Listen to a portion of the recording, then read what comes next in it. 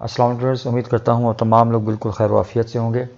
Trading world channel में खुश आमदीद। ट्रेडर्स, अगर आप न्यू हैं चैनल पे तो आपसे मेरी रिक्वेस्ट होगी कि चैनल को ज़रूर सब्सक्राइब भी कर लें और उसके साथ साथ बेल का जो आइकन है उसको प्रेस करना बिल्कुल भी मत भूलिए, ताकि आपको फॉरेक्स से रिलेटेड जितनी भी न्यूज़ हैं या अपडेट हैं वो आपको वक्त पर मिल सकें।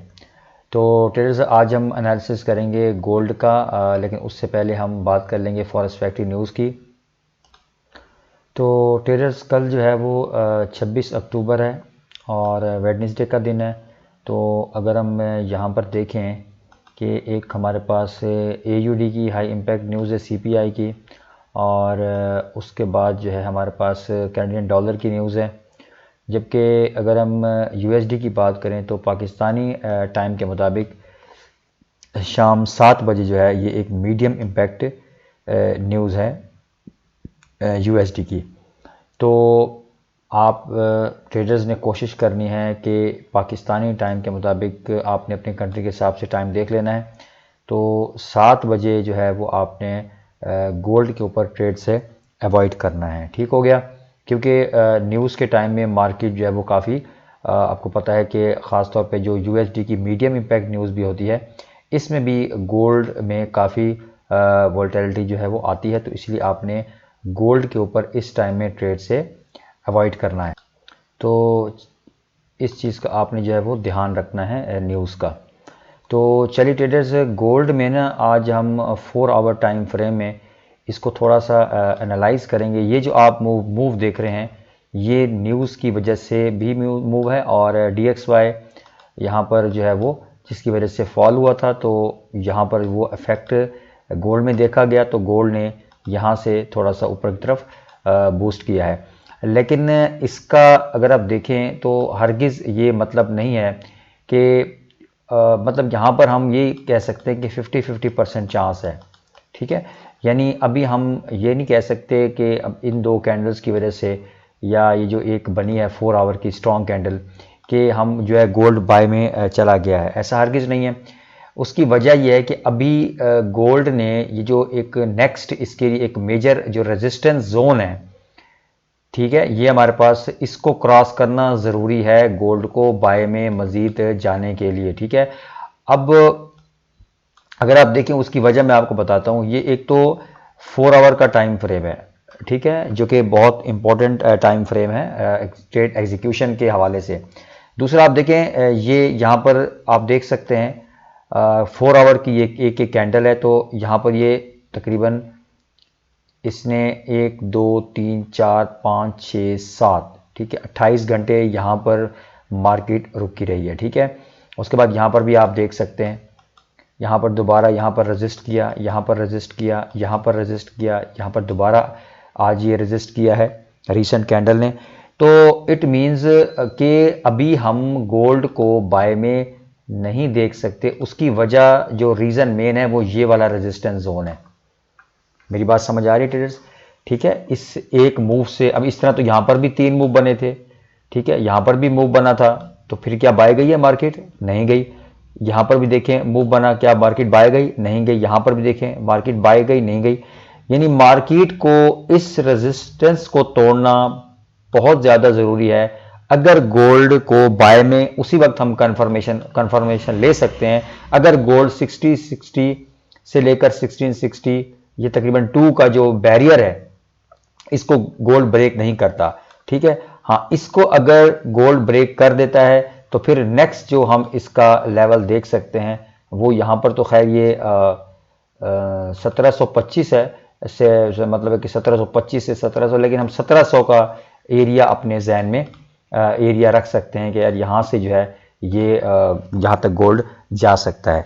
तो इसका मतलब कहने का ये हुआ कि अभी 60 से लेकर 1662 का जो ये रेजिस्टेंस जोन है, इसको तोड़ना गोल्ड के लिए बहुत ज़्यादा ज़रूरी है। उसके साथ साथ ट्रेडर्स, मैं यहाँ पर आपके सामने एक ट्रेंड लाइन भी लगा लेता हूँ।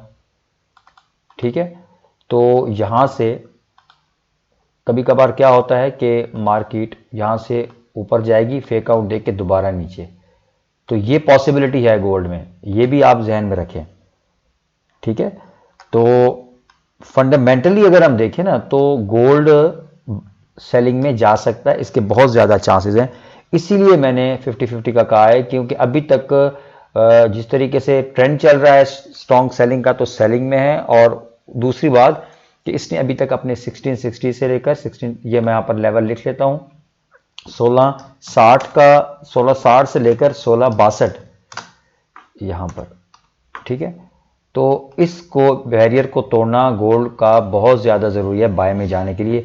अभी मैं तो अभी इसको अभी भी जो है वो सेलिंग में देख रहा हूँ, क्योंकि जब यहाँ पर जिस तरह कैंडल बनी तो मुझे ऐसा लगा शायद मार्केट जो है वो बाय में जा सकती है। लेकिन जब मैंने MT4 यहाँ पर आके ट्रेडिंग व्यू में ये जोन मैंने देखा तो तब मुझे आइडिया हुआ कि यहाँ पर ये जो जोन है भाई, अभी तो ये जोन इसी के यहीं पर अभी घूम रही है मार्केट, ठीक है।